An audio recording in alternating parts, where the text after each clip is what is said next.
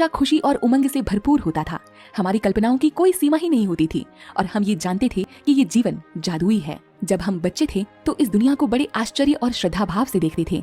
ये दुनिया हमारे लिए रोमांचक थी। छोटी छोटी चीजें भी हमें आश्चर्य से भर देती थीं। रंग बिरंगी तितली देखकर हमारा मन मचलने लगता था।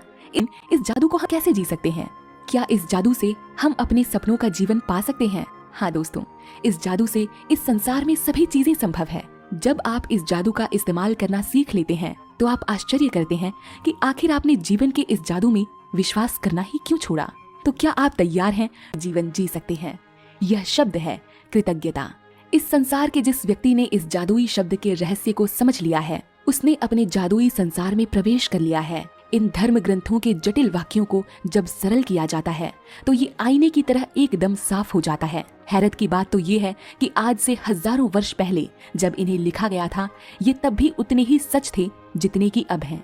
लेकिन दुर्भाग्य से हम अपने जीवन में कृतज्ञ होने का समय ही नहीं निकाल पाते और यही वजह है कि हमारे पास जो भी है वो धीरे धीरे हमसे दूर जाने लगता है। इस संसार के जादू से हमारा विश्वास उठने लगता है।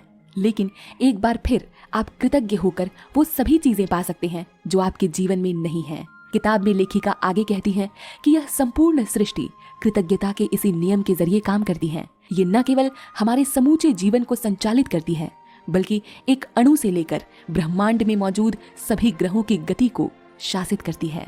यही वो नियम है जो आकर्षण के नियम को बल देती है, जिसकी बदौलत हर जीवित प्राणी की कोशिका एक साथ जुड़ी रहती है और इस संसार की हर वस्तु का भौतिक रूप कायम हो पाता है।